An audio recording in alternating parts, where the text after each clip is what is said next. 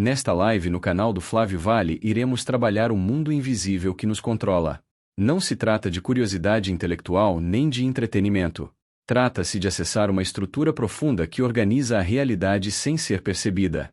Existe uma arquitetura oculta operando antes das escolhas conscientes, antes das crenças e antes da própria linguagem. É essa arquitetura que será revelada.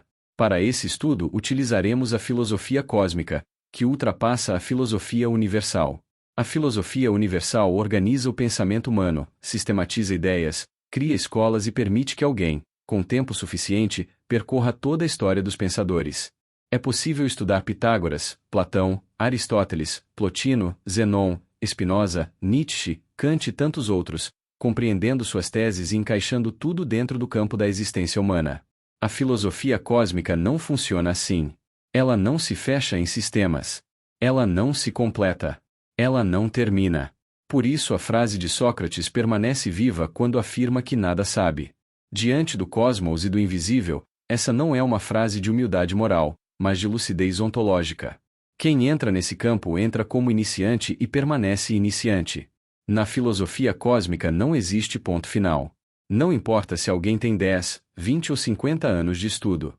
Sempre estará no início. O tempo não transforma ninguém em mestre. Apenas aprofunda a percepção do quanto ainda não foi alcançado. Eu, Fernando Avance, iniciei esses estudos em 1981 e continuo me reconhecendo como iniciante, exatamente porque este campo lida com o invisível e com o infinito, e o infinito não admite domínio. Aqui não falaremos apenas de conceitos abstratos. Entraremos no que chamo de reino de todas as possibilidades. Um território onde a realidade não é fixa, onde a consciência não é limitada e onde o visível perde o trono que acredita ocupar. Quem afirma que sabe alguma coisa sobre filosofia cósmica revela sua própria ignorância. Neste campo o verbo central não é saber. Não é acumular informação. O verbo aqui é sentir.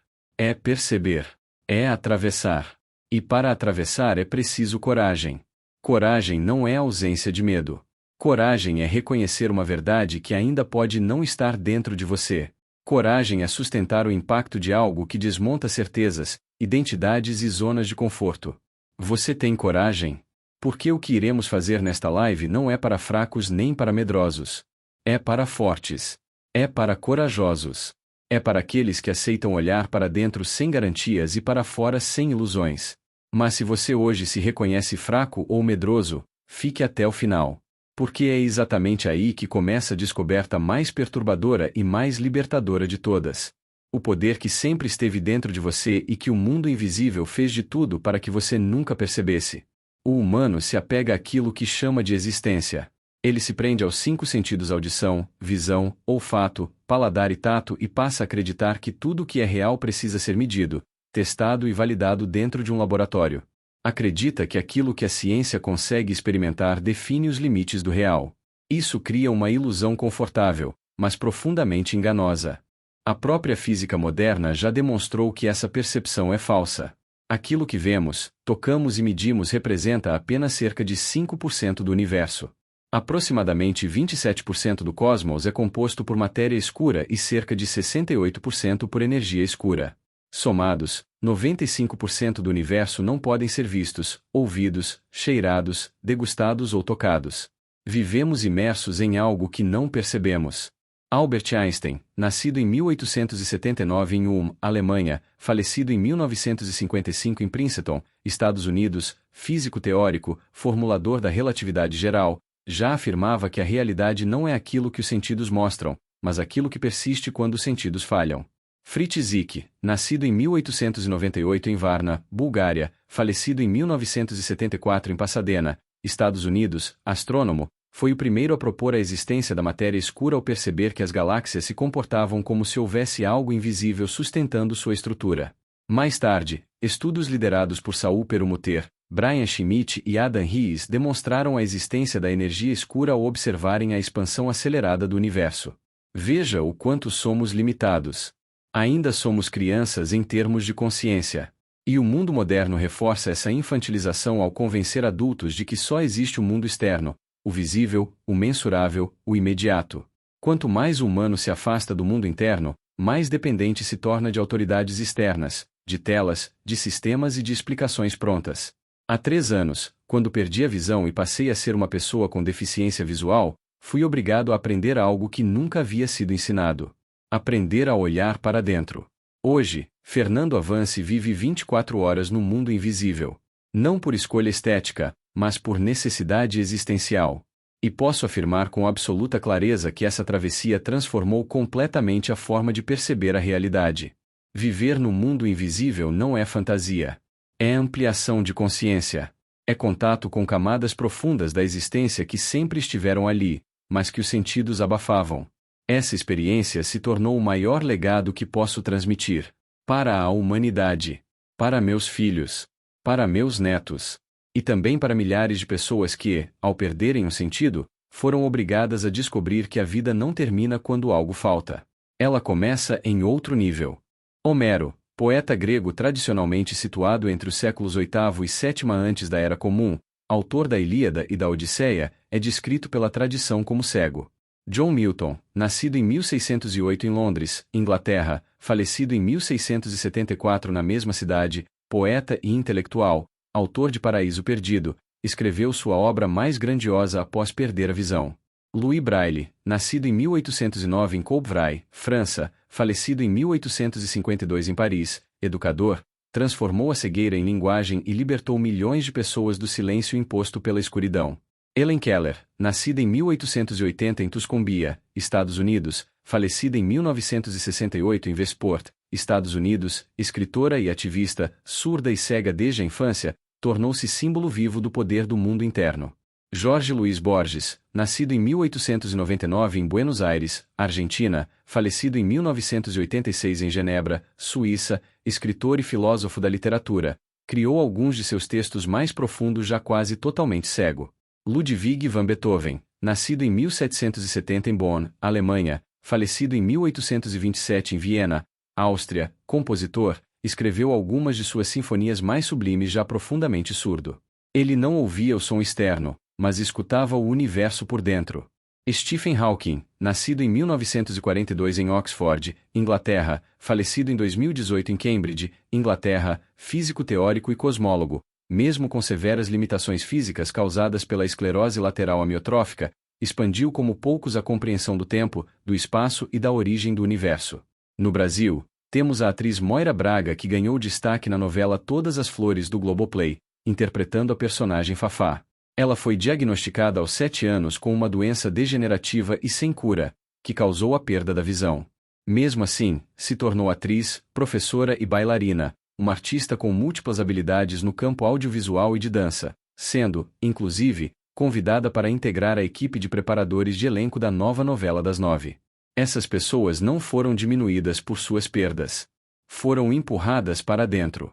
Forçadas a acessar o mundo invisível. E ao fazerem isso, tocaram dimensões que a maioria, presa aos sentidos, jamais ousou alcançar. É esse território que iremos acessar nesta live. Não como teoria fria, mas como experiência viva. Porque quando o mundo visível falha, o invisível se revela. E quem aprende a viver nele nunca mais volta a ser pequeno. Antes de qualquer explicação é preciso posicionar quem observa. O humano construiu sua noção de existência acreditando que aquilo que seus sentidos captam define o real. Audição, visão, olfato, paladar e tato tornaram-se o critério absoluto da verdade. Tudo o que escapa a esse limite sensorial é tratado como inexistente. É a partir dessa limitação que nasce a maior ilusão da humanidade. Agora observe a imagem. O que ela revela é desconcertante. A faixa que chamamos de luz visível ocupa um espaço mínimo dentro de um oceano energético vastíssimo. Subindo acima dessa estreita faixa perceptível, surgem sucessivamente o ultravioleta, os raios X, os raios gama, até alcançar os raios cósmicos, manifestações de energia tão intensas que atravessam matéria, corpos e planetas sem jamais serem percebidas pelos sentidos humanos. Descendo abaixo da luz visível, o espectro se abre para o infravermelho, depois para as micro-ondas, passando pelas ondas utilizadas em radar, televisão e rádio, até alcançar regiões ainda não plenamente compreendidas, onde se encontram energias desconhecidas. Camadas que sustentam comunicações, influências e estruturas invisíveis que organizam o mundo moderno enquanto permanecem fora da percepção direta. Quando essa sequência é compreendida, o choque é inevitável. Aquilo que o humano chama de realidade corresponde a uma fração quase insignificante do que efetivamente existe. O visível não é o centro do universo. Não é a base da realidade. É apenas um corredor estreito entre campos infinitamente mais amplos. Enquanto a consciência permanecer aprisionada nessa pequena faixa do espectro, não haverá compreensão de quem controla, de onde vem a realidade ou de quais forças moldam pensamentos, comportamentos e civilizações. O que governa não se apresenta aos sentidos. O que influencia não pede para ser visto. O que estrutura a existência opera silenciosamente no invisível. Talvez agora seja possível compreender por que tradições hinduístas, há mais de 7.000 anos, já falavam em filosofia cósmica. Elas jamais reduziram a existência ao que pode ser visto ou tocado. Sempre compreenderam que o mundo visível é apenas um véu tênue diante de algo incomensuravelmente maior. A constatação é dura e libertadora ao mesmo tempo. Não sabemos quase nada. Vivemos apoiados em uma percepção mínima e a chamamos de mundo. Todo o restante continua operando além dos sentidos, enquanto o humano, convencido de sua lucidez, permanece pequeno diante da vastidão invisível que o atravessa e o controla.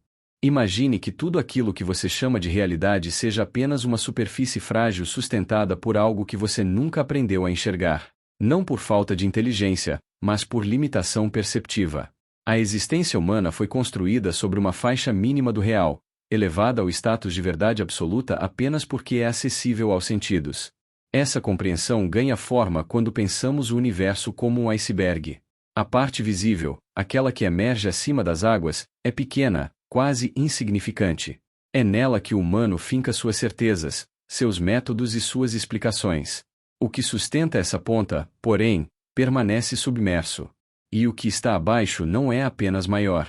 É incomparavelmente mais vasto diante da capacidade sensorial humana. A primeira delas é a ilosfera, a esfera da matéria. É o domínio do concreto, do visível, do mensurável.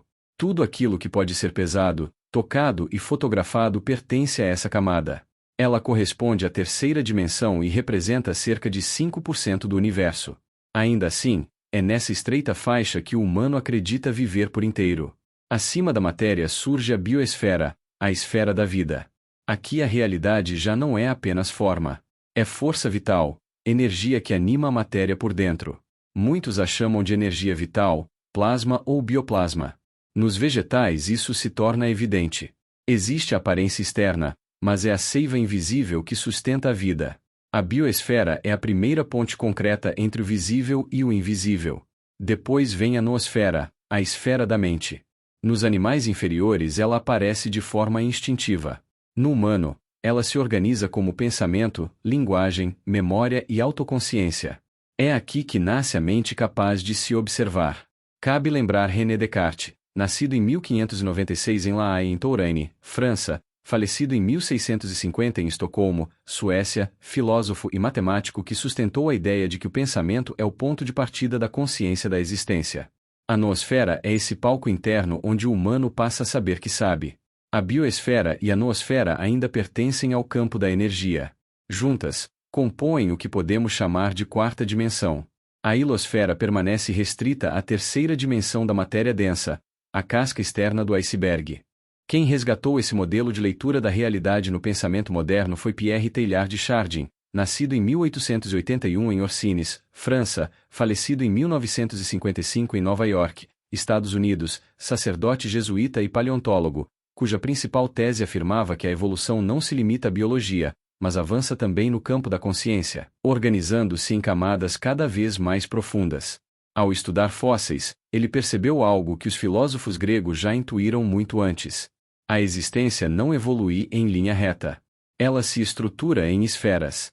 Mas o mundo invisível não termina aí. Aquilo que é abstrato, inominável, intangível e infinito está além dessas camadas. Esse domínio não pode ser reduzido à matéria, vida ou mente. Ele se estende pela quinta dimensão e por dimensões superiores que não possuem limite. Teilhard de Chardin chamou esse campo de logosfera. A esfera do sentido, da origem e da direção profunda da existência. Na imagem do iceberg, é essa massa submersa que mantém tudo em pé. É ali que reside o controle do eu sou. É dali que a consciência emerge e é para lá que retorna depois da breve passagem pela matéria, pela vida e pela mente. O humano acredita que a realidade começa e termina naquilo que aparece. Mas isso é apenas a ponta. O que sustenta, orienta e governa a existência permanece invisível, silencioso e ativo o tempo todo. É exatamente aí que o controle acontece. Depois de compreender as camadas da existência, torna-se possível avançar para aqueles que ousaram romper os limites da ciência materialista do século XIX. Naquele período, a realidade era reduzida à matéria, ao mecanismo e à adaptação. O universo era visto como uma engrenagem previsível e a vida como um acidente organizado. Isaac Newton, nascido em 1643 em Woolsthorpe, na Inglaterra, e falecido em 1727 em Londres, na Inglaterra, físico e matemático, estabeleceu as leis da gravitação universal e da mecânica clássica, descrevendo um cosmos regido por forças externas, mensuráveis e determinísticas. Charles Darwin, nascido em 1809 em Shrewsbury, na Inglaterra, e falecido em 1882 em Doune, na Inglaterra, naturalista e biólogo, formulou a teoria da evolução por seleção natural, explicando a diversidade da vida a partir da adaptação material ao ambiente. Ambos foram fundamentais, mas permaneceram presos ao plano visível da existência.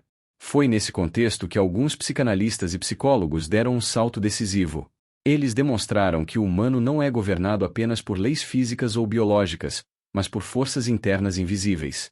Sigmund Freud, nascido em 1856 em Freiberg, no então Império Austríaco, e falecido em 1939 em Londres, na Inglaterra, médico e fundador da psicanálise, revelou a existência do inconsciente como campo ativo que condiciona desejos, medos e comportamentos. Alfred Adler, nascido em 1870 em Viena, na Áustria, e falecido em 1937 em Aberdeen, na Escócia, médico e psicólogo, mostrou que o sentimento de inferioridade e a busca de pertencimento moldam profundamente a personalidade humana. Viktor Frankl, nascido em 1905 em Viena, na Áustria, e falecido em 1997 na mesma cidade, psiquiatra e sobrevivente dos campos de concentração, demonstrou que o ser humano é movido pela busca de sentido, mesmo diante do sofrimento extremo. Esses pensadores romperam com o reducionismo materialista ao revelar a existência de um mundo psíquico invisível. Um campo que não pode ser tocado, medido ou fotografado, mas que governa pensamentos, emoções e escolhas. Esse mundo psíquico já não pertence à matéria densa. Ele opera como uma substância sutil da experiência humana. Muitas tradições o associam a campos energéticos percebidos por pessoas com sensibilidade ampliada, descritos como aura, centros energéticos ou chakras. Entre todos esses pensadores, aquele que mergulhou com maior profundidade nesse território foi Carl Gustav Jung, nascido em 1875 em Queensville, na Suíça, e falecido em 1961 em Kuznach, na Suíça, psiquiatra e fundador da psicologia analítica. Jung revelou que além do inconsciente pessoal existe uma camada muito mais profunda: o inconsciente coletivo. O inconsciente coletivo não é formado por memórias individuais reprimidas. Ele é um campo universal compartilhado por toda a humanidade. Uma matriz psíquica que contém padrões primordiais de experiência, imagens arquetípicas e estruturas simbólicas que atravessam culturas, épocas e religiões. Esses arquétipos organizam sonhos, mitos, narrativas sagradas e até a forma como o humano percebe o bem, o mal, o herói, a sombra e o sentido da vida. Ao tocar esse nível, Jung revelou no plano psíquico aquilo que os físicos do século XX apontaram no plano da matéria e da energia: a existência de um campo fundamental que sustenta todas as manifestações. Um campo invisível que precede a forma e organiza o visível. Jung mostrou que o mundo visível é frágil justamente por ser visível. Ele é tangível, sensível, finito e nomeável. Tudo isso o torna transitório. O que é verdadeiramente real não se oferece aos sentidos. O real é invisível, infinito, intangível e inominável. É nesse campo que Jung localiza o self. O self não é o ego, não é a personalidade social, não é a máscara construída para o mundo externo. O self é o centro organizador da totalidade psíquica. É a fonte silenciosa de onde emergem os chamados internos, as intuições profundas e a direção autêntica da vida. É o self que fala dentro de você antes da linguagem, antes da razão e antes do corpo. Ou você ainda acredita que quem fala dentro de você são apenas as suas cordas vocais? É na atualidade que dois pensadores surgem como peças centrais para compreender a arquitetura oculta que sustenta aquilo que chamamos de realidade. Eles não falam a partir da física clássica, nem se acomodam no materialismo psicológico. Ambos apontam para um substrato invisível que organiza, informa e condiciona o mundo visível. Ao sincronizar essas duas visões, uma chave começa a se formar. A chave do que nos domina sem ser visto. Rupert Sheldrake, nascido em 1942 em Newark-on-Trent, na Inglaterra, biólogo e pesquisador, propôs uma ideia que rompe com o dogma de um universo sem memória. Sua principal tese afirma a existência dos chamados campos mórficos. Esses campos não são forças mecânicas nem campos eletromagnéticos tradicionais. São campos de informação. Segundo Sheldrake, a natureza guarda memória de si mesma. Tudo o que já aconteceu deixa um rastro invisível que influencia o que ainda vai acontecer. Formas biológicas, padrões de comportamento, hábitos coletivos e até estruturas mentais não surgem do nada. Eles se repetem porque ressoam com padrões anteriores. A isso ele deu o nome de ressonância mórfica. O passado continua ativo no presente. O universo aprende. A realidade se organiza como se existisse uma biblioteca invisível onde tudo o que já foi vivido permanece disponível como referência. O invisível, aqui, não é simbólico. É funcional.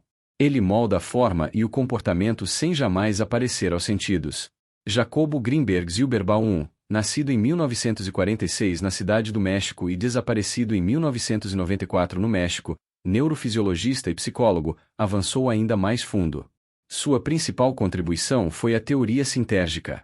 Greenberg propôs que existe uma estrutura fundamental anterior ao espaço e ao tempo.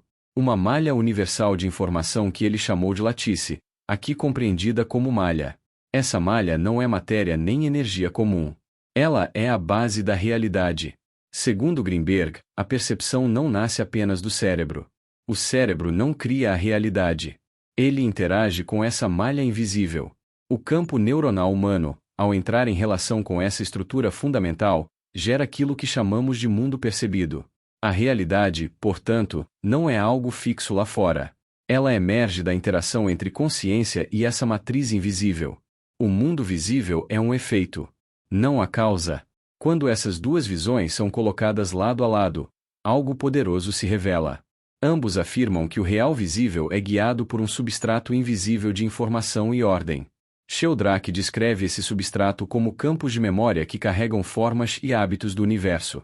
Greenberg descreve esse mesmo fundo como uma matriz universal com a qual a consciência interage para produzir a experiência. A diferença está no foco. Sheldrake enfatiza a memória da natureza e a repetição por ressonância. Greenberg enfatiza a matriz fundamental e o papel ativo da consciência na construção da realidade percebida. Um olha para o passado que continua atuando. O outro olha para o fundo silencioso onde tudo se organiza antes de aparecer. Juntos, eles nos conduzem a uma conclusão inevitável. Aquilo que você chama de realidade não nasce nos sentidos. Não nasce na matéria. Não nasce no cérebro isolado. Ela emerge de campos invisíveis que armazenam informação, ordem e possibilidade. É nesse nível que o controle acontece. Não por imposição externa, mas por padrões que se repetem, por matrizes que moldam e por campos que informam. A ciência tradicional chama isso de controverso. Mas toda ruptura profunda começa sendo chamada assim. O que importa aqui não é a aprovação institucional. É a clareza conceitual. O mundo invisível não é metáfora. Ele é estrutura. Ele é memória. Ele é matriz. E enquanto você não o compreende, ele continua operando silenciosamente, organizando a sua percepção, o seu comportamento e a própria ideia que você tem de realidade. Tendo essa introdução, torna-se possível iniciar a revelação do mundo invisível a partir da filosofia cósmica. Para isso, é indispensável compreender um conceito fundamental, simples na forma e profundo no conteúdo. A própria palavra universo já carrega em si a chave dessa compreensão. Universo tem origem no latim universum. Ela é formada por dois elementos. Uno, que significa o todo, o único, aquilo que não está fragmentado. E versus, que significa o que se volta, o que se manifesta em direções, o que se desdobra em partes. O universo, portanto, não é apenas o conjunto de coisas existentes. Ele é a união do uno com o verso. A união do invisível com o visível. A união da essência com a existência. É exatamente aqui que nascem dois conceitos centrais da filosofia cósmica. O uno corresponde à essência. O verso corresponde à existência. Não se trata de uma oposição moral ou de uma separação absoluta, mas de dois níveis da realidade que coexistem. O uno é o campo da essência, enquanto o verso é o campo das manifestações. A filosofia cósmica reconhece que todo o pensamento humano gira em torno dessa tensão fundamental. O uno é infinito, enquanto o verso é finito. O uno é absoluto, enquanto o verso é relativo. O uno é eterno, enquanto o verso é temporário. O uno é o ser, enquanto o verso é o existir. A essência não se fragmenta. A existência é sempre fragmentada. A essência não nasce nem morre. As existências surgem e desaparecem. Podemos dar inúmeros nomes a esses dois princípios, mas isso não altera o fato central. Nada sabemos da essência. Tudo o que conhecemos pertence ao campo das existências. O que experimentamos são formas, objetos, corpos, pensamentos, emoções e eventos. Tudo isso é finito, derivado e condicionado. São expressões do verso. São manifestações passageiras do uno. Esse conhecimento chega até nós por dois caminhos. Pelos 5 sentidos, que também os animais possuem, e pela inteligência analítica, que é uma característica humana. Os sentidos captam o mundo de forma plural. Eles veem muitas formas, ouvem muitos sons, percebem múltiplos estímulos ao mesmo tempo. A pluralidade pertence aos sentidos. A inteligência, por sua vez, organiza essa pluralidade. Ela não trabalha com o todo, mas com relações. A inteligência transforma a multiplicidade sensorial em dualidade. Ela busca causa e efeito, antes e depois, dentro e fora, sujeito e objeto. É assim que o mundo existencial se estrutura para a mente humana. A inteligência não acessa a essência. Ela organiza as existências. A filosofia cósmica não nega o valor da existência nem da inteligência. Ela apenas recoloca cada coisa em seu lugar. A existência é o campo do verso. A essência é o campo do uno. Confundir uma com a outra é a origem da ilusão. Acreditar que a soma das existências revela a essência é o erro central da consciência humana. O mundo invisível começa exatamente onde a existência termina. Ele não pode ser medido, nomeado ou fragmentado. Ele não se apresenta aos sentidos nem se deixa capturar pela inteligência analítica. Ainda assim, ele é o fundamento de tudo o que existe. O uno não aparece, mas sustenta. O verso aparece, mas não se sustenta por si mesmo. É nesse ponto que a filosofia cósmica se distancia radicalmente de qualquer pensamento horizontal. Ela não busca acumular explicações sobre as existências. Ela busca compreender a relação profunda entre o uno invisível e o verso visível. E é nessa relação que se encontra a chave da arquitetura oculta que governa a realidade e, silenciosamente, governa também o humano. Para avançar além das palavras, a filosofia cósmica exige imagens que não apenas expliquem, mas revelem. Imagens que não organizam o pensamento de forma confortável, e sim o deslocam. Foi por isso que surgiu a necessidade de um símbolo capaz de tornar perceptível a relação entre essência e existências, e ao mesmo tempo, apontar para o mundo invisível que sustenta tudo o que aparece. Visualize uma cruz simples, não como símbolo religioso, mas como arquitetura da realidade. Uma linha vertical atravessa o espaço de cima a baixo. Ela indica o eixo do uno, aquilo que não nasce, não morre, não se fragmenta e não pode ser visto. É o eixo do mundo invisível absoluto. A linha horizontal se estende de um lado a outro, representando o campo das manifestações, do tempo, das formas e da multiplicidade. Dentro dessa cruz não há vazio. Dentro dela surgem círculos. Não são muitos nem aleatórios. São exatamente 7 círculos. Cada um representa um estágio de manifestação dentro das 12 possibilidades da experiência. Esses 7 estágios são degraus pelos quais a consciência desce e sobe ao longo de sua jornada. Cada círculo não corresponde a uma única vida. Cada círculo representa 70 encarnações, 70 experiências completas de aprendizado, erro, acerto, queda, reconstrução e amadurecimento. Os círculos não estão fora da cruz. Eles existem dentro dela. E a cruz atravessa todos os círculos sem se alterar. Isso revela algo decisivo. A essência está presente em todas as existências e todas as existências estão mergulhadas na essência. O mundo invisível não observa de fora. Ele sustenta por dentro. Esse símbolo também expõe o limite da inteligência comum. A inteligência opera com causa e efeito. Ela observa uma existência explicando outra existência. Um fato produz outro fato. Uma ação gera uma consequência. Isso é válido dentro do campo existencial. Mas a inteligência não alcança a causa primeira. Ela se move apenas entre círculos, nunca no eixo que o sustenta. A causa absoluta não é um círculo. Ela não pode ser medida, isolada ou nomeada. A essência não entra na lógica causal.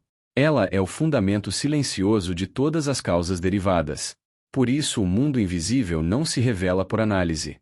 Ele se revela quando a consciência amadurece o suficiente para intuir o que sustenta o que aparece. É aqui que o símbolo alcança sua dimensão mais profunda. 7 círculos. 70 encarnações em cada um. Um percurso longo, repetitivo e exigente. Não se trata de punição. Trata-se de aprendizado. A consciência retorna inúmeras vezes porque não aprende tudo de uma vez. Ela aprende vivendo. Por isso erra. Por isso cai. Por isso fere e é ferida. É exatamente desse ponto que nasce o ensinamento atribuído ao Mestre Jesus quando afirma que é preciso perdoar 70 vezes 7. Não como contagem moral, mas como código de compreensão da jornada humana. Perdoar 70 vezes 7 é reconhecer que todos estão atravessando círculos. Que todos estão em estágios diferentes. Que todos erram enquanto aprendem. Que ninguém está fora do processo. O símbolo da cruz com os 7 círculos mostra isso com clareza silenciosa. O que nasce, nasce dentro do invisível. O que evolui, evolui por camadas. O que erra, erra porque ainda está aprendendo. O mundo visível é apenas a ponta do processo. O mundo invisível é o campo onde tudo se organiza, se repete, se corrige e se transforma. Quando essa imagem é compreendida, a consciência deixa de julgar com pressa. Ela começa a perceber o ritmo profundo da existência. A essência deixa de ser um conceito distante e passa a ser sentida como presença contínua. É nesse ponto que o mundo invisível deixa de ser teoria e passa a ser experiência viva. Para tornar visível aquilo que não pode ser visto diretamente, a filosofia cósmica sempre recorreu a símbolos simples. Um dos mais claros é o da luz. Pense na luz incolor como a essência. Quando essa luz passa por um prisma, ela se decompõe em várias cores. Nós conseguimos enxergar apenas 7. Essas cores são as existências. A essência é una, invisível em si mesma. As existências são múltiplas, coloridas, fragmentadas. O mundo invisível é a luz incolor. O mundo visível são as cores que dela emergem. Esse mesmo princípio pode ser compreendido por outro símbolo poderoso que a humanidade utiliza há milênios: a matemática. Os números que usamos hoje não nasceram no Ocidente. Eles surgiram na Índia, nos antigos Vedas, cerca de 5.000 anos antes de Cristo. Da Índia passaram ao Egito e do Egito chegaram à Europa. Por isso são chamados de números arábicos, embora sua origem seja hindu. Gregos e romanos não possuíam números como os nossos. Usavam letras. Imagine tentar fazer cálculos complexos usando apenas V, X, nona, 13. Era praticamente impossível. A ausência de números limitava profundamente o pensamento abstrato.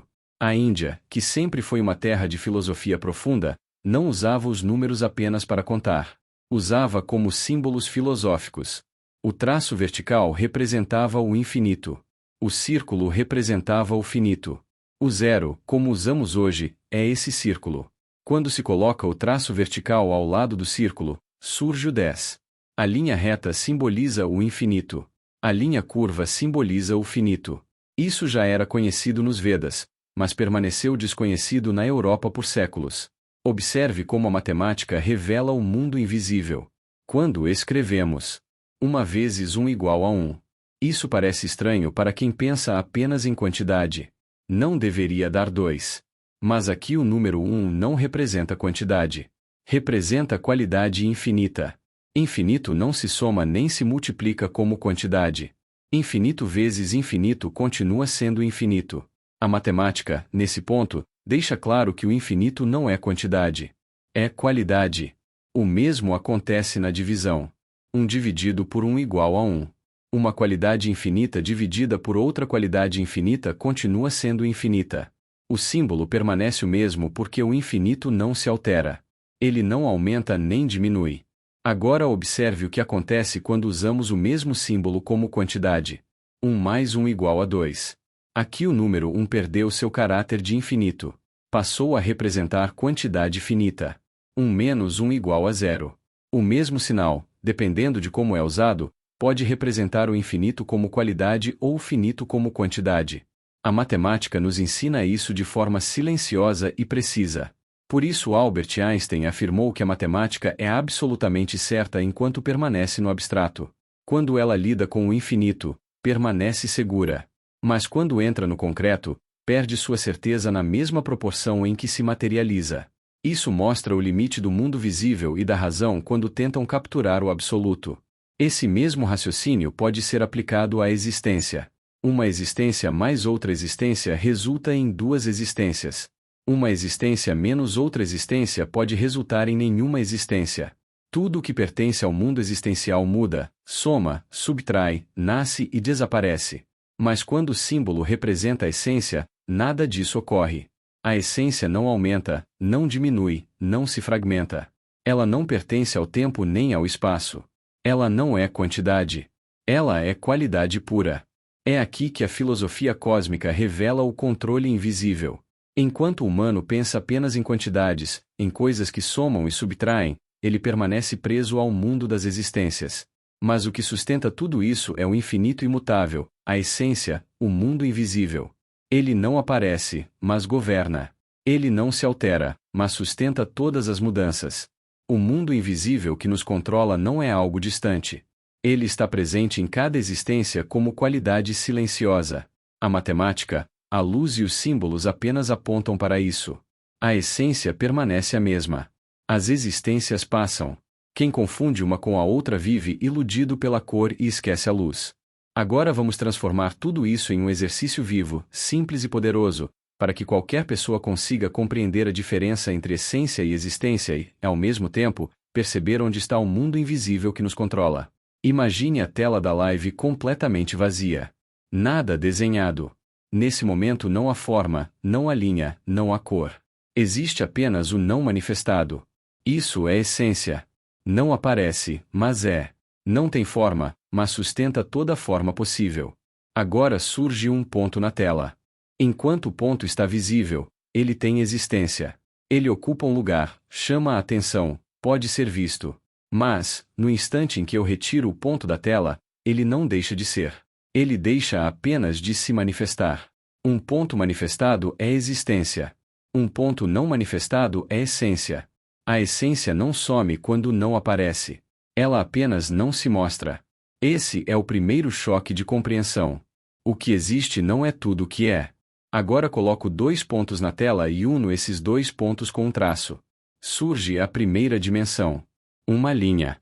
Aqui nasce a hilosfera. A dimensão da matéria. O mundo sólido, concreto, visível, aquilo que pode ser medido, pesado, tocado. Esse é o primeiro nível de manifestação da essência no mundo visível. Em seguida acrescento um segundo traço, formando um plano. Surge a segunda dimensão. Aqui entramos na biosfera. O domínio da vida. Não apenas da matéria, mas da matéria animada. Vegetais, crescimento, metabolismo, energia vital. Algo já se move por dentro da forma. Depois acrescento o terceiro traço, fechando a figura em um triângulo. Surge a terceira dimensão. Aqui está a noosfera.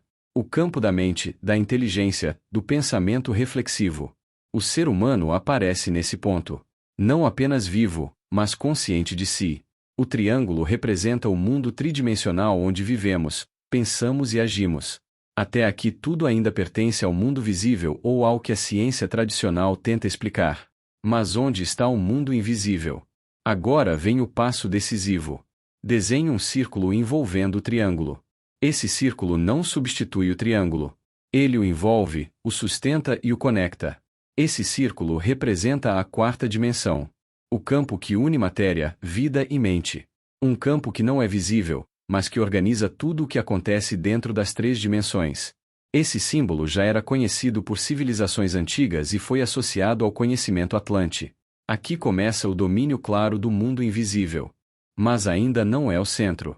Agora coloco um ponto exatamente no centro do desenho. Um ponto energético. Esse ponto não deveria ser desenhado, porque ele é invisível por natureza. Tornamos ele visível apenas para compreender. Esse ponto central representa a quinta dimensão. A essência pura. o eixo de onde tudo emana e para onde tudo retorna. Ele não é quantidade. Não é forma. Não é matéria. É qualidade absoluta. Esse ponto central não é produzido pelo triângulo nem pelo círculo.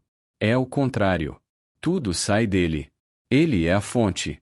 Aqui fica claro porque um ponto material desenhado nunca é um ponto verdadeiro. Todo ponto que desenhamos tem largura, comprimento e até espessura. Ele é um corpo. Um ponto verdadeiro não tem dimensão alguma. Ele só pode ser imaginado como energia, como qualidade, nunca como quantidade. Esse ponto indimensional é a melhor imagem possível da essência. A essência não pode ser vista, ouvida, tocada ou analisada. Tudo que depende dos sentidos e da inteligência não alcança a essência. A inteligência só opera dentro das dimensões. A essência está além delas. Agora ampliamos essa imagem usando outro símbolo poderoso, o infinito.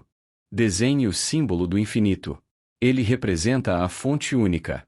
Dessa fonte surgem os finitos. Primeiro o finito mineral, a matéria bruta, a ilosfera. Depois o finito vegetal, onde a vida aparece. Depois o finito animal, onde a sensibilidade surge. Esses dois pertencem à biosfera. Depois o finito humano, a noosfera, onde aparece a inteligência. Tudo isso veio do infinito. Não veio do mineral, nem do vegetal, nem do animal como causa. Veio através deles como canal. A palavra do indica origem. A palavra através indica percurso. O ser humano veio da fonte única de todos os seres. Mas o seu corpo percorreu estágios. Passou pela matéria, pela vida vegetal, pela vida animal, até chegar à condição humana. Isso não é o fim. É apenas um estágio. Segundo essa visão, ainda existe o próximo campo, a logosfera, a esfera da razão profunda, onde a consciência ultrapassa a simples inteligência e começa a perceber a arquitetura invisível da realidade. Tudo isso revela o mesmo princípio. Uma única essência com múltiplas existências. Diversos graus de manifestação. Do mais denso ao mais sutil. Do visível ao invisível. O mundo invisível que nos controla não está fora desse processo. Ele é o próprio campo que sustenta cada etapa. Enquanto o humano acredita que é apenas matéria, ou apenas mente, ele continua preso ao triângulo. Quando começa a perceber o círculo e o ponto central, algo muda.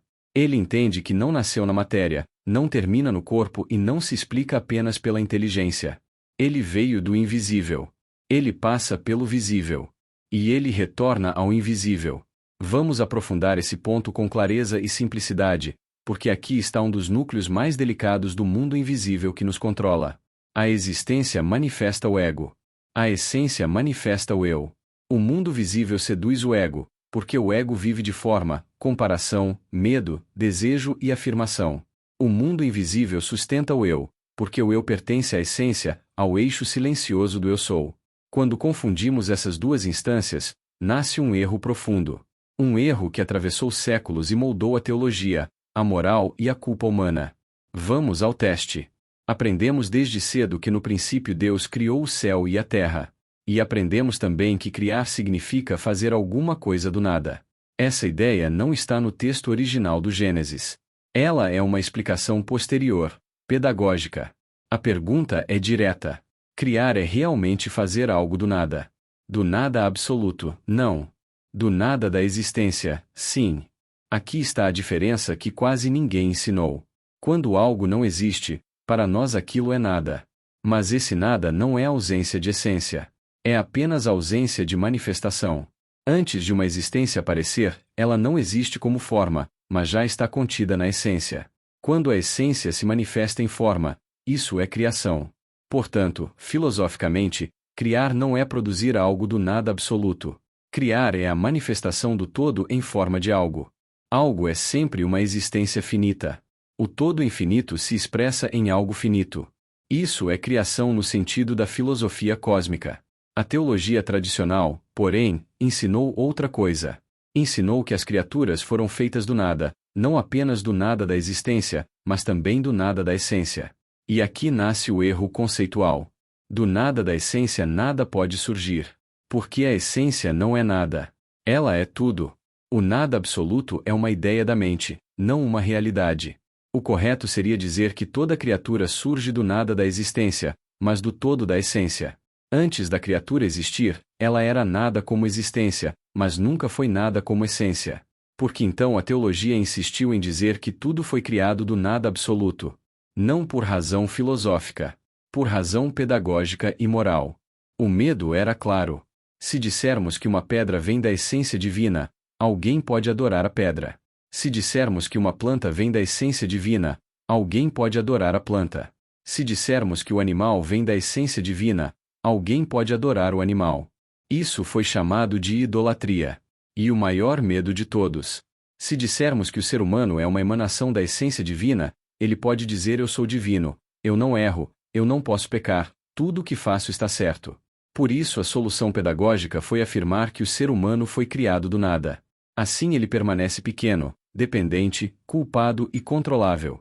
Mas a filosofia cósmica não trabalha com pedagogia do medo nem com moralização da consciência. Ela trabalha com estrutura da realidade. E a estrutura é esta. As criaturas não são feitas do nada da essência. Elas são manifestações finitas da essência infinita. Isso não torna a criatura perfeita. Porque o que pode errar não é a essência, é a existência. Aqui está o ponto decisivo. A essência não erra. A existência erra. A essência não peça. A existência peça. Se usamos o símbolo da cruz e dos círculos, a cruz representa a essência e os círculos representam as existências. Se um círculo faz mal, quem faz mal não é a cruz. É o círculo. A fonte não erra. A manifestação pode errar. O ser humano pode sim ser compreendido como uma emanação da essência. Mas isso não o torna infalível. Porque o erro não acontece no eu. O erro acontece no ego. Aqui entra a distinção fundamental. O eu pertence à essência. O ego pertence à existência. O eu é silencioso, íntegro, profundo. O ego é fragmentado, reativo, condicionado. Quando erramos, erramos como ego, não como eu. Quando pecamos, pecamos como existência, não como essência. Por isso podemos afirmar com clareza: não é a alma que peça. Não é o eu que erra. Quem erra é o ego, especialmente o ego mental, o ego intelectual, aquele que se identifica com forma, poder, controle e julgamento. A filosofia cósmica não nega a responsabilidade humana. Pelo contrário, ela a aprofunda. O ser humano é responsável pelas ações do seu ego. Mas ele não carrega culpa ontológica sobre sua essência. Assim podemos dizer, sem contradição, que todos os finitos foram criados pelo infinito, entendendo criação não como produção do nada, mas como emanação do todo em forma de algo. As criaturas sempre são algo. A essência é o todo. Enquanto o humano viver identificado apenas com o ego, continuará preso ao mundo visível e controlado por ele. Quando começa a reconhecer o eu como reflexo da essência, o mundo invisível deixa de ser ameaça e passa a ser origem. É aí que a libertação começa. Agora entra um conceito central da filosofia cósmica, sem o qual o mundo invisível que nos controla jamais poderá ser compreendido. Esse conceito se chama auto-identificação. Até aqui trabalhamos a essência como um ponto indimensional e as existências como linhas que emanam desse ponto. As linhas seguem para fora, manifestam-se no finito, cumprem seu percurso e não retornam. Isso representa a maioria das existências. Elas surgem da essência, vivem no mundo visível e se perdem na identificação com a forma. Agora surge algo novo. Imagine novamente o ponto indimensional como a essência. Dele partem 3 linhas. 3 existências. Nenhuma delas retorna. Elas apenas seguem. De repente, aparece uma 4ª linha. Mas essa linha faz algo diferente. Ela se curva. Ela se volta. Ela retorna conscientemente ao ponto de onde partiu. Essa linha reversiva representa a consciência. Aqui nasce uma criatura que sabe. Ela sabe de onde veio. Ela sabe onde está. E ela sabe para onde pode voltar. Ela reconhece que veio do infinito, está no finito e pode retornar ao infinito. Isso não acontece automaticamente. Isso acontece por consciência. Esse retorno consciente é o que a filosofia cósmica chama de auto-identificação verdadeira. É o momento em que a existência deixa de se identificar apenas com a forma, com o corpo, com o ego, com o mundo visível, e passa a se reconhecer como manifestação da essência. É por isso que esse símbolo também representa a imortalização. Não como algo garantido, automático ou mecânico, mas como possibilidade. O ser humano não é automaticamente imortal. Ele é potencialmente imortal. Ele é imortalizável. Essa distinção é decisiva. Se fossemos automaticamente imortais, nada precisaria ser feito. Não haveria escolha. Não haveria responsabilidade. Não haveria sentido em falar de caminho, consciência ou transformação. Mas toda a filosofia, e todos os grandes mestres, afirmam o contrário. O ser humano pode mortalizar-se ou pode imortalizar-se. Mortalizar-se significa permanecer identificado apenas com a existência, com o ego, com o mundo visível, com o finito. Imortalizar-se significa reconhecer a própria origem na essência e, por livre-arbítrio, orientar a própria consciência de volta à fonte. O Evangelho expressa isso de forma clara quando afirma que aquele que tem fé não perece, mas alcança a vida eterna. Perecer não significa deixar de existir fisicamente. Perecer significa perder a possibilidade de retorno consciente. Significa não se imortalizar. Por isso a ideia de que todos são automaticamente imortais, em qualquer condição, não se sustenta nem filosoficamente nem racionalmente. Se todos fossem imortais de qualquer maneira, não haveria motivo para despertar, para escolher, para amadurecer a consciência. Os mestres não vieram ensinar algo desnecessário. Vieram ensinar o caminho da imortalização consciente. A linha reversiva do símbolo representa exatamente isso. Ela retornou porque reconheceu sua origem. Ela se eternizou porque exerceu o livre-arbítrio. O livre-arbítrio não é escolher entre coisas externas. O livre-arbítrio verdadeiro é escolher a própria identificação. Se alguém não sabe que veio do infinito, não pode voltar para o infinito. Voltar exige consciência. E consciência exige autoidentificação correta. Aqui surgem dois conceitos fundamentais da filosofia cósmica. Autoconhecimento é saber de onde eu vim. Autorrealização é escolher voltar para essa origem. Hoje, toda a filosofia profunda gira em torno desses dois pontos. Se eu não sei que vim de uma fonte infinita, eu não sei quem eu sou. Eu me identifico com o mineral, com o vegetal, com o animal, com o corpo, com o papel social, com o ego. Eu vivo como existência inconsciente. Mas quando eu descubro que vim da essência, que sou uma existência humana derivada do infinito, algo muda. Eu continuo no mundo visível, mas já não pertenço apenas a ele.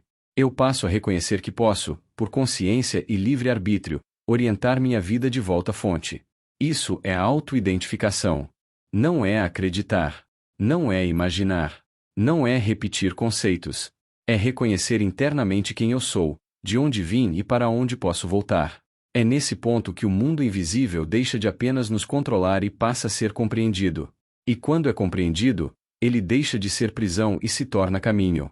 Vamos aprofundar a auto-identificação no ponto exato onde nasce o sofrimento, porque é aqui que o mundo invisível que nos controla se torna mais evidente. Surge então a grande pergunta que atravessou Oriente e Ocidente sem solução definitiva. O que significa voltar para o infinito? O que quer dizer afirmar eu, o finito, vim do infinito e vou voltar para o infinito? Duas respostas opostas apareceram ao longo da história. Uma diz que voltar para o infinito é diluir-se nele. O finito desaparece, é absorvido, deixa de existir. A individualidade humana se dissolve no absoluto. O que resta é apenas o todo, não mais o eu. Essa visão entende o retorno como anulação. Não é imortalidade. É desaparecimento. A outra diz que voltar para o infinito é integrar-se a ele. O finito não é destruído. A individualidade não é apagada. Ela é integrada. Continua existindo como individualidade consciente, mas agora plenamente unida ao todo. Não separada, mas também não dissolvida. Essa diferença é decisiva. Diluição é perder-se. Integração é realizar-se. Se a individualidade humana é diluída, ela deixa de existir. Isso não é vida eterna. Isso é anulação. Imortalidade não pode ser destruição. Imortalidade é continuidade consciente. A filosofia cósmica afirma que o retorno ao infinito não é absorção cega, mas integração lúcida. A linha reversiva que volta ao ponto não se confunde com o ponto. Ela se une a ele sem desaparecer. É consciência integrada, não apagada.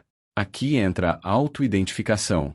Quando o ser humano tenta identificar-se diretamente com a essência, anulando a própria individualidade, ele cai numa armadilha. Isso não é libertação. É fuga. Identificar-se com o ponto apenas, negando a própria existência, é destruição da experiência humana. Isso não é imortalidade. A verdadeira autoidentificação não elimina a existência. Ela a orienta. Agora precisamos compreender algo ainda mais profundo. Até aqui falamos de ciência e consciência. Ciência existe em todos os níveis. O mineral tem ciência. O átomo sabe que seus elétrons giram em torno de um centro. Isso é ciência. A planta tem ciência da luz. Ela se orienta em direção ao sol porque sabe, de forma vegetal, que ali está sua fonte de vida. O animal tem ciência do alimento, da reprodução, da sobrevivência. Mas isso ainda não é consciência. Consciência é ciência com ciência acompanhada de si mesma. Consciência é quando o sujeito sabe não apenas do objeto, mas sabe de si enquanto sujeito. É ciência que retorna ao próprio centro. A planta sabe da luz, mas não sabe que sabe. O animal sabe do alimento, mas não sabe que sabe. O ser humano, quando desperta, sabe que sabe. Ele tem ciência de si. Ele pode observar a própria origem, a própria condição e o próprio destino. É aqui que nasce a liberdade. E é aqui que nasce a responsabilidade. Quem não tem consciência não é responsável. O mineral não é responsável. O vegetal não é responsável. O animal não é responsável. Eles agem por ciência instintiva. O ser humano, quando alcança consciência, torna-se responsável por seus atos. E é exatamente aqui que nasce o sofrimento. Existe uma lei invisível, simples e implacável. Quem pode deve. Quem pode deve e não faz cria débito. E todo débito gera sofrimento. Essa é uma das chaves mais profundas da filosofia cósmica. O sofrimento não nasce do erro em si. O sofrimento nasce da omissão consciente. Enquanto não temos consciência, não há débito. Quando a consciência desperta, surge a possibilidade. E quando existe possibilidade, surge o dever interior. Não imposto por fora, mas reconhecido por dentro. Podemos nos auto-identificar com a essência. Podemos reconhecer nossa origem. Podemos orientar a linha de volta. Quando sabemos disso e não fazemos, nasce o débito. Esse débito não é punição externa. É desequilíbrio interno. É afastamento do eixo. É ruptura com o mundo invisível que nos sustenta. Todo sofrimento humano, em última instância, nasce daí. Da consciência que sabe e não age. Da auto-identificação interrompida. Da linha que poderia retornar e não retorna. O mundo invisível não castiga. Ele responde. Quando nos alinhamos, ele sustenta. Quando nos desviamos conscientemente, ele cobra em forma de sofrimento. Não por maldade. Por coerência estrutural. Auto-identificação é reconhecer quem somos, de onde viemos e o que podemos nos tornar. Sofrimento é o sinal silencioso de que podemos e devemos avançar, mas ainda não avançamos. É nesse ponto que a filosofia cósmica deixa de ser teoria e se torna responsabilidade viva. A maioria das pessoas acredita que o livre-arbítrio está na ação. Acredita que escolhe quando fala, quando age, quando se move. Essa crença nasce porque a ação é a única parte do processo que aparece no mundo visível. Mas a ação é apenas o último elo de uma cadeia muito mais profunda, inteiramente enraizada no mundo invisível que nos controla. Antes de qualquer ação existir, existe uma lógica silenciosa que a antecede. O primeiro movimento não acontece no corpo. Ele acontece como proposição. A proposição nasce no que Platão chamou de mundo das ideias e que, na filosofia cósmica, chamamos de reino de todas as possibilidades. Esse é o domínio da essência. É o campo invisível onde algo ainda não é escolha, não é decisão, não é pensamento estruturado. É apenas possibilidade que se apresenta. A proposição não é racional. Ela não é emocional. Ela é abertura. É o instante em que algo pode vir a ser. Esse instante não ocorre no cérebro motor, nem no gesto, nem na fala. Ele ocorre no campo consciente ou pré-consciente, antes de qualquer processamento visível. Esse ponto quase nunca é percebido, porque ele não produz ainda nenhuma forma. Quando a proposição surge, ela entra no segundo estágio. O mundo dual da mente humana. Aqui nasce a deliberação. A mente começa a comparar, pesar, associar. Memórias, valores, hábitos, crenças e experiências entram em jogo. A deliberação já é um processamento. Já é um movimento dentro do invisível, mas agora é estruturado. Ainda não existe ação. Existe a avaliação. O terceiro estágio é a decisão. A decisão não nasce na ação. Ela nasce no corpo psíquico. É o ponto em que o desejo atua. Emoção, atração, aversão, medo ou expectativa entram como força determinante. A decisão é um disparo interno. Nesse momento, o processo praticamente se fechou. O que vem depois é a execução. Somente no quarto estágio a ação acontece. A ação é visível. É corporal. É mensurável. É observável. Mas ela chega tarde. Ela é consequência. Tudo o que a gerou já aconteceu antes, no mundo invisível da consciência e da energia. É aqui que surge a confusão histórica. Quando a ciência mede a atividade cerebral antes da ação, ela mede o momento em que o sistema já decidiu executar. Não mede o nascimento da possibilidade. Não mede a proposição. Mede apenas o instante em que o comando já foi emitido. Isso não elimina a consciência. Apenas mostra que o mundo visível é sempre atrasado em relação ao mundo invisível. A decisão aparecer segundos antes da ação não nega o livre-arbítrio. Pelo contrário, mostra que o livre-arbítrio não está onde ensinaram que ele estava. Ele não está no último segundo. Ele não está no gesto final. Ele opera antes, no campo onde as proposições surgem, são acolhidas, ignoradas ou alimentadas. O erro foi localizar a liberdade no ato motor. A ação não é livre. Ela já é consequência. Livre é o processo que a antecede. Livre é o modo como a consciência se organiza antes da deliberação. Livre é o campo onde hábitos mentais são construídos, onde valores são cultivados, onde a atenção é treinada, onde a identidade é formada. Quando se observa apenas a ação, o livre-arbítrio parece desaparecer. Quando se observa o processo completo, ele muda de lugar. O que cai não é a liberdade. O que cai é a fantasia de que ela acontece no final. Por isso a vida comum parece sempre atrasada. A maioria das pessoas vive reagindo ao que já foi disparado internamente sem jamais ter participado do instante em que a proposição surgiu. Elas percebem o pensamento quando ele já está formado. Percebem a emoção quando ela já tomou o corpo. Percebem a ação quando ela já aconteceu. Vivem como espectadoras de si mesmas. É aqui que nasce o sofrimento. Quando o campo invisível onde as proposições surgem está marcado por medo, culpa, abandono ou violência, as possibilidades já nascem viciadas. A deliberação acontece sob pressão. A decisão é tomada para sobreviver, não para viver. A ação apenas confirma um roteiro antigo. O sujeito sente que a vida acontece sem ele. O trauma não é apenas o evento doloroso do passado. O trauma é a fixação desse evento no mundo invisível. É uma memória que continua propondo.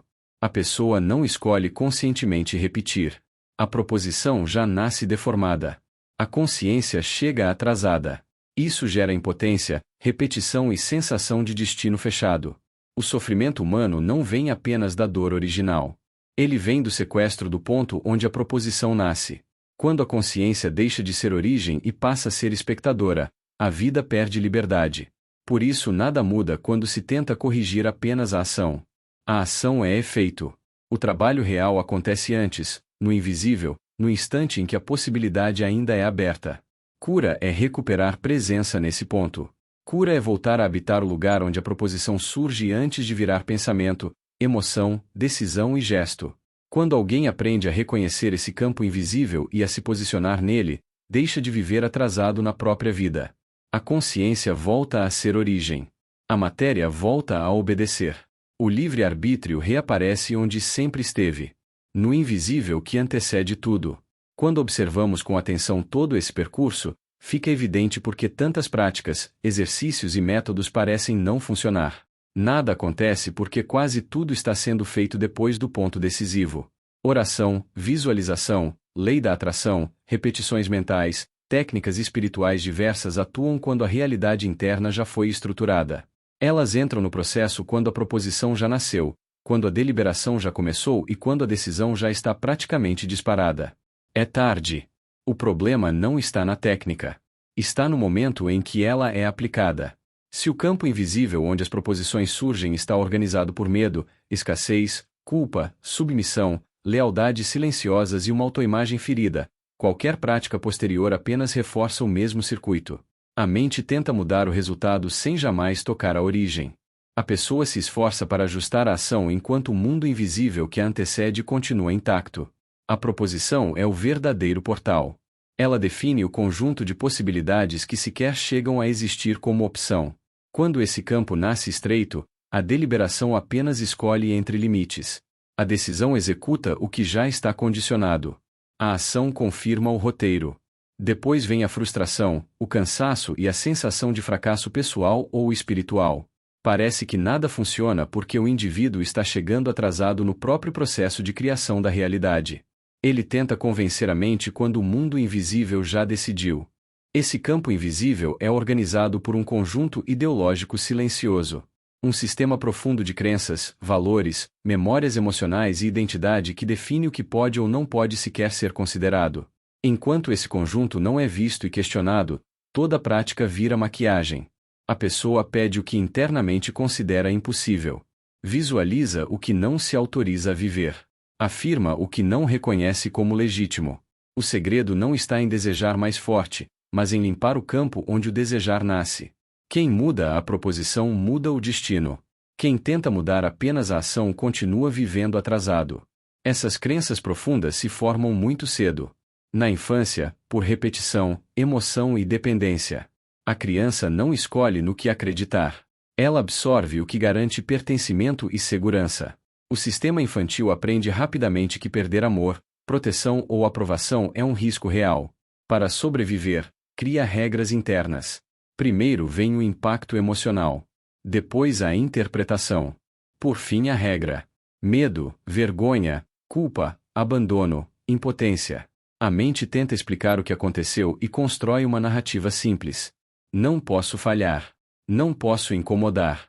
Não posso querer demais. Não mereço. Preciso agradar. Preciso ser perfeito. Isso vira ideologia íntima. Essas regras não ficam no pensamento consciente. Elas se tornam filtros automáticos. Atuam antes da proposição. É aqui que o mundo invisível se revela com mais força. A pessoa acredita que escolhe entre opções, mas as opções já foram filtradas. A possibilidade que poderia libertar sequer aparece. Nem chega a ser tentação. É barrada antes de nascer. Isso explica por que pessoas profundamente religiosas ou espirituais continuam presas. Elas praticam sobre o filtro, não no filtro. Oram, meditam, afirmam, mas o campo invisível permanece o mesmo. O resultado não é transformação, é sedação. Alivia a ansiedade, mas não muda o curso da vida. Um exemplo clássico é a crença de indignidade. A pessoa pode repetir que merece, mas o filtro invisível bloqueia proposições coerentes com merecimento. Ela adia, escolhe relações pobres, aceita migalhas, sabota oportunidades. No consciente diz sim. No invisível nunca deixa a possibilidade entrar de verdade. Outro filtro poderoso é a lealdade familiar invisível. A criança aprende que superar os pais é trair. Quando adulta, ao surgir uma proposição real de crescimento, aparece a culpa. A deliberação nasce contaminada. A decisão récua. A ação se perde. A pessoa chama isso de azar, bloqueio energético ou destino.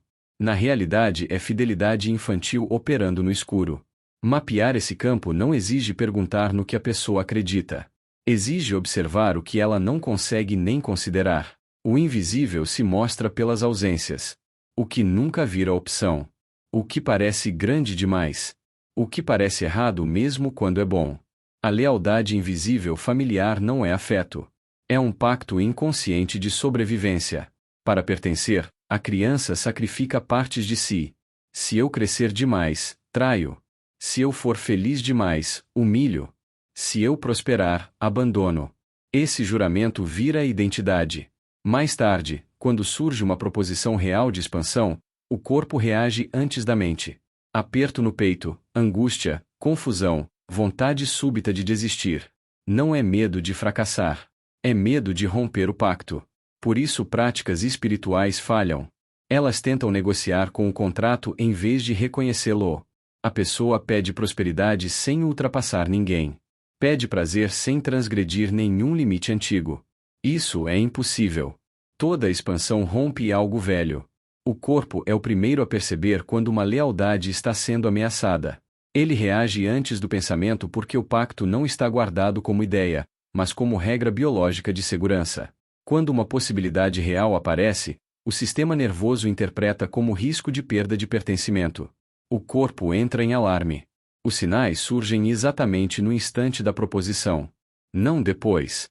Convite, oportunidade, vínculo real. Em vez de entusiasmo, surgem bloqueios físicos.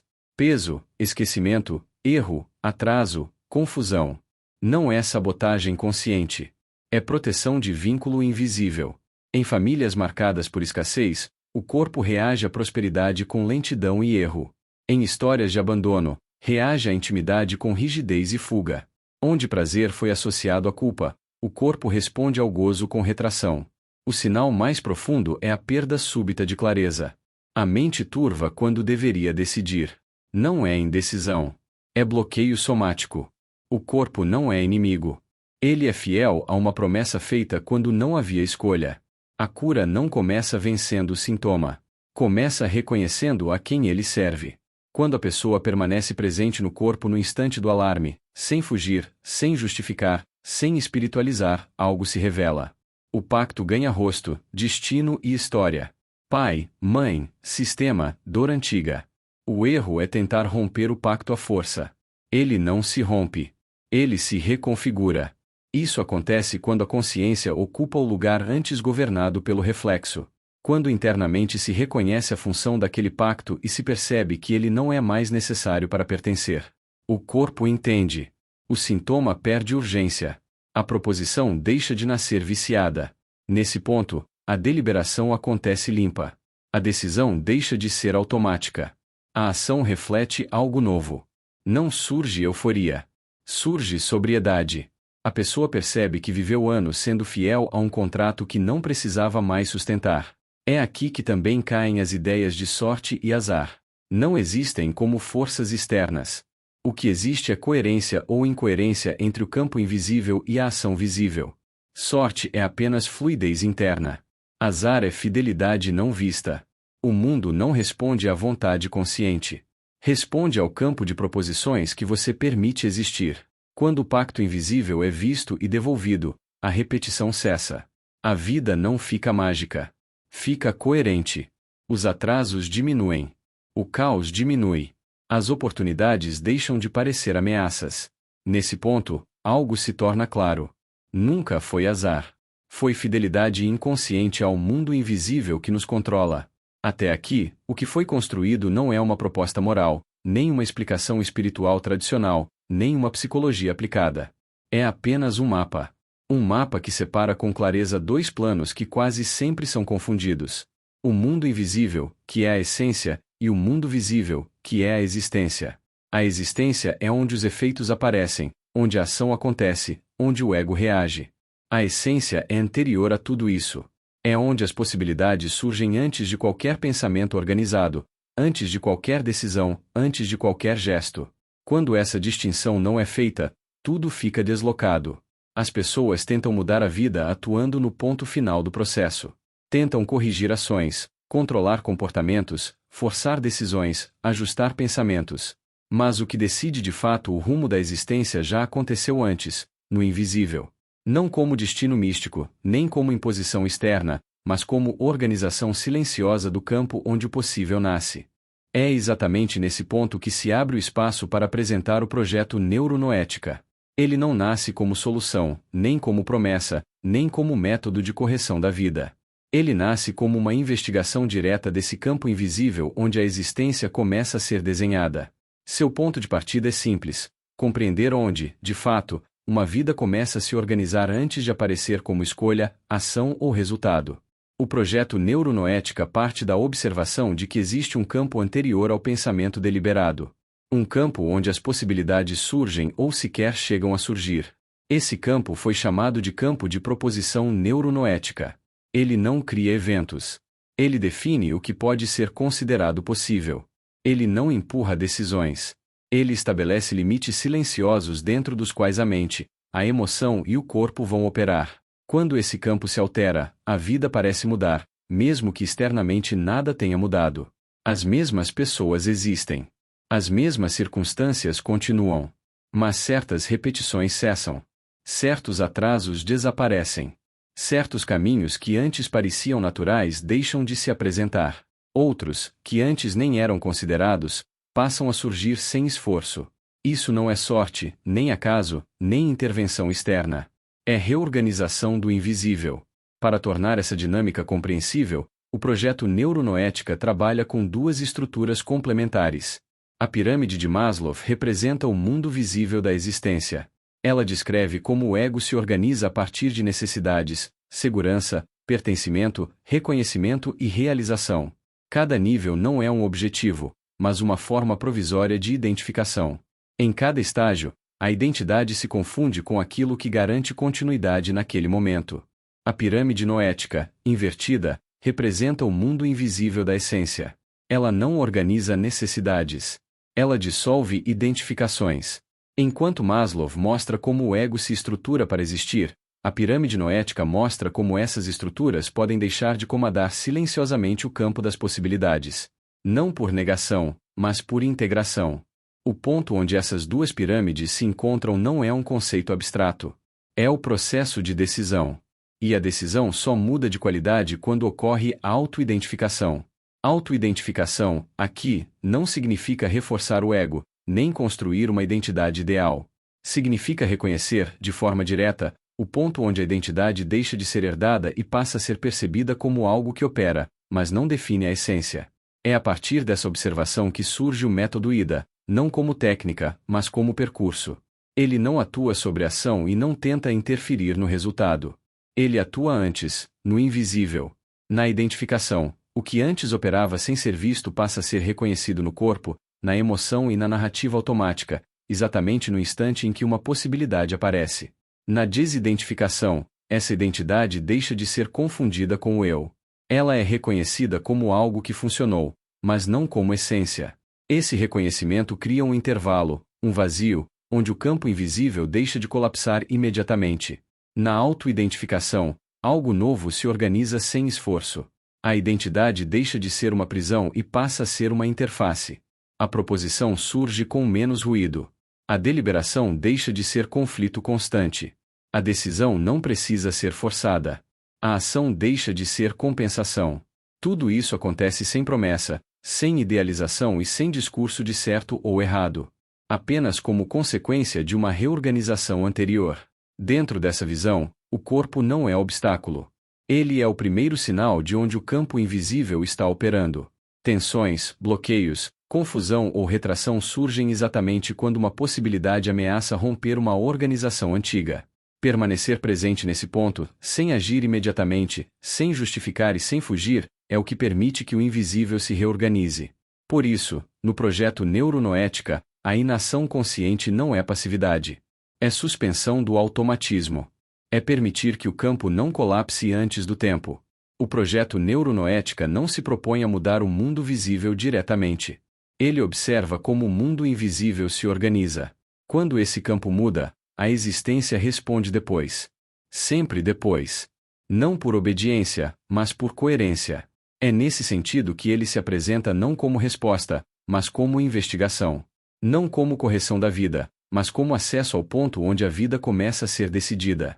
Quando olhamos com honestidade para o que se chama de feridas da alma, percebemos que a consciência comum é quase sempre o último plano a ser informado. O que decide não é o consciente reflexivo que pensa e comenta, mas o diálogo silencioso entre subconsciente e inconsciente. O subconsciente carrega pactos operacionais de sobrevivência. O inconsciente guarda matrizes profundas de pertencimento, identidade e segurança. Eles conversam o tempo todo. A consciência toma conhecimento do resultado quando o campo já foi filtrado. E é aqui que o mundo invisível aparece com nitidez. A essência é o invisível. A existência é o visível. Mas a existência não começa no gesto. Ela começa no filtro invisível que decide o que pode sequer surgir como possibilidade. As feridas não são rótulos morais. São adaptações antigas, formadas cedo demais para serem conscientes. O abandono costuma produzir dependência porque a criança aprende que ficar só é perigo. Então o campo invisível filtra tudo que ameace vínculo, mesmo que isso exija a anulação de si. A rejeição costuma produzir escapismo porque presença passou a significar dor. A possibilidade de se mostrar é bloqueada antes de nascer e a fuga vira identidade. A humilhação pode produzir masoquismo porque o sofrimento se torna território conhecido e o campo passa a autorizar proposições compatíveis com dor, não com dignidade. A traição costuma produzir controladorismo porque a imprevisibilidade virou ameaça e a possibilidade de confiar sequer chega a existir. A injustiça costuma produzir rigidez porque flexibilidade foi punida e o corpo endurece para não ser ferido de novo. Essas feridas se alojam como sombra no ego e operam como filtros automáticos. Elas não impedem apenas ações. Elas impedem proposições.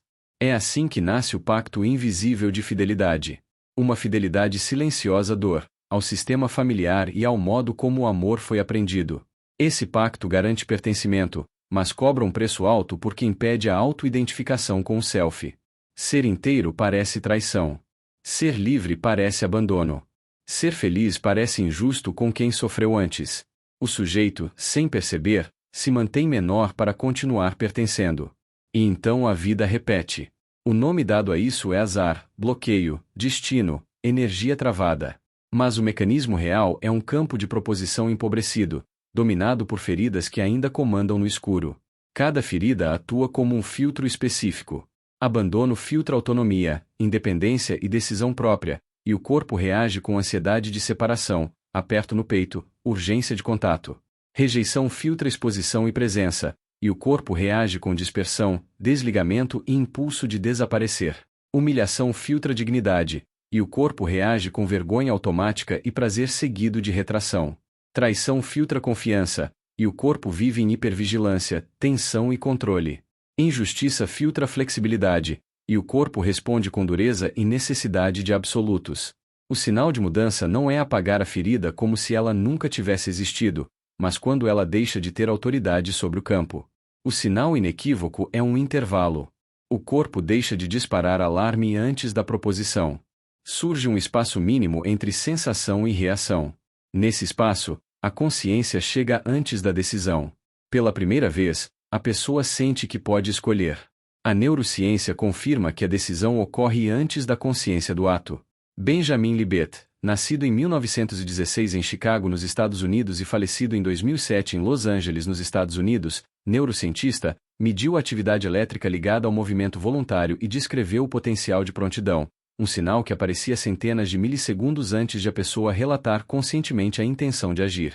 John Dylan Innes, nascido em 1971 na Alemanha, neurocientista cognitivo, e sua equipe no Instituto Max Planck e em Berlim mostraram que padrões cerebrais podiam antecipar escolhas segundos antes do relato consciente. Chun Seong-sun, nascido em 1975 em Singapura, neurocientista, também demonstrou que a decisão não surge em um ponto isolado, mas como padrão distribuído. Esses dados não eliminam a liberdade. Eles mostram que a consciência comum está posicionada depois do filtro. No laboratório mede-se o disparo. No mundo invisível ocorre a autorização. O que a ciência capta é o momento em que o comando já está em rota. O que ela não capta é o instante anterior em que a proposição nasceu ou foi bloqueada por feridas, pactos e identidade. Isso explica por que a mente racional costuma funcionar como narrador. Ela organiza a história depois. Ela dá coerência causal ao que já está em curso. Ela explica, mas explicar não é escolher. A sensação de autoria pode ser uma ilusão elegante. O narrador comenta o que chegou à tela. Ele não vê o set, não vê as cenas cortadas, não vê o que foi impedido de existir. Por isso mudanças apenas cognitivas mudam discurso e não mudam destino. O filme é montado em outro nível. Esse outro nível pode ser entendido como uma inércia vibracional. Não como misticismo flutuando no ar, mas como tendência de um sistema psíquico existencial permanecer vibrando no mesmo padrão porque todas as referências internas foram organizadas para sustentar esse padrão. Genética fornece predisposições. Família organiza pertencimento e sobrevivência. Cultura e religião fornecem narrativas. Ideologia define o que é permitido desejar. Esses elementos se entrelaçam e formam uma matriz funcional. Culpa regula o desejo. Apego regula o pertencimento. Medo regula a expansão. O campo fica estável. Estável não significa bom. Significa previsível. E como o sistema primitivo confunde previsível com seguro, ele se torna fiel ao que conhece. Muitos conceitos religiosos e metafísicos funcionam como estabilizadores desse campo. Eles não precisam ser impostos conscientemente. Uma vez internalizados, passam a operar como filtros pré-conscientes. Antes mesmo da proposição surgir, o campo já classificou. Isso pode. Isso não pode. Isso é perigoso. Isso exige punição. Isso exige sacrifício. A decisão já nasce enquadrada. A ação apenas confirma. Romper essa inércia não é negar crenças. É retirar delas a função de governar o campo invisível. Quando isso ocorre, a proposição deixa de nascer culpada, o medo deixa de ser critério e o apego perde o comando. Essa inércia se instala muito cedo. Do 0 aos 7 anos forma-se o eu biológico. A criança não interpreta. Ela registra. O sistema nervoso autônomo organiza alerta e repouso, defesa e vínculo. A coluna vertebral se torna eixo de regulação e o corpo aprende o mundo antes da mente. Dos 7 aos 14 forma-se o eu emocional, reforçando ou tensionando o campo anterior. Dos 14 aos 21 emerge o eu social e surgem as primeiras tentativas conscientes de mudança, mas o choque aparece. A pessoa tenta escolher diferente e percebe limites invisíveis. A decisão trava. O corpo reage. A emoção sabota. O afastamento externo não rompe o campo interno. É nesse ponto que muitos chamam o mecanismo de karma, bloqueio, destino. O que se chama de bloqueio é fidelidade a um mapa antigo governando proposição, deliberação e decisão. O corpo revela esse código oculto porque ele reage antes da explicação. E isso toca inclusive o eixo de autoridade interna. O que Deus significou na infância, o que amor significou, o que erro significou, tudo isso organiza filtros prévios. Não como crença verbal, mas como sensação de mundo. A glândula pineal entra como reguladora de ciclos e estados internos, integrando ritmo, luz e tempo biológico, contribuindo para a forma como o tempo é vivido como urgência ou espaço. A pessoa não decide isso. Ela percebe o mundo já organizado assim. Então surge a pergunta decisiva. Se tudo age antes da ação, onde está o poder? O poder não está no gesto final, nem na decisão narrada, nem na explicação racional. O poder está no intervalo mínimo entre sensação e reação. No instante em que o corpo sinaliza e ainda não executou. Esse intervalo é pequeno, mas existe. O poder humano não é criar do nada. O poder é interromper a inércia. E quando a inércia é interrompida, o que surge depois não vem do passado. Vem do que ainda não foi condicionado. O ponto neuronoético de autoidentificação nasce exatamente aí. Não como ideia bonita, mas como experiência concreta de presença antes do colapso. É nesse ponto que o método IDA se confirma porque ele opera onde a vida é decidida e não onde ela é apenas mostrada. O guardião interno, aquele piloto automático, não escolhe o melhor, escolhe o conhecido. Conhecido é previsível, não saudável. Ele oferece dependência para evitar autonomia, escapismo para evitar presença, masoquismo para ficar no território familiar, controladorismo para evitar imprevisibilidade, rigidez para não se adaptar. Não por maldade, mas por fidelidade à sobrevivência. É por isso que a abundância, por exemplo, pode ser interpretada como ameaça. Se a abundância foi associada à vaidade, inveja, pecado, punição ou exclusão, o corpo lê prosperar como risco de perder pertencimento. O guardião então escolhe escassez porque já sabe operar nela. Isso não é sabotagem consciente. É proteção arcaica. E aqui entra outra confusão moderna. Muitas pessoas tentam usar discursos de física quântica como se palavras mudassem o universo. Mas o universo holográfico não lê palavras. Ele responde à coerência ativa no campo. Coerência não é discurso. Coerência é alinhamento entre sensação corporal, emoção, crença profunda e identidade. Se uma parte diz eu posso e outra diz isso é perigoso, o campo entra em interferência. O resultado vira quase. Quase acontece, quase sustenta, quase dá certo. Não é azar. É ruído interno. O universo não sabota. Ele reflete. Quando o prisma interno, formado por genética, família, cultura e experiências emocionais, permanece o mesmo, a luz neutra da consciência se decompõe sempre no mesmo espectro. Não se muda a cor brigando com a cor. Não se muda a cor desejando outra cor. A transformação real ocorre quando o prisma é reconfigurado, quando o filtro invisível deixa de governar no escuro. E isso acontece no ponto anterior à ação, onde a essência pode novamente orientar a existência.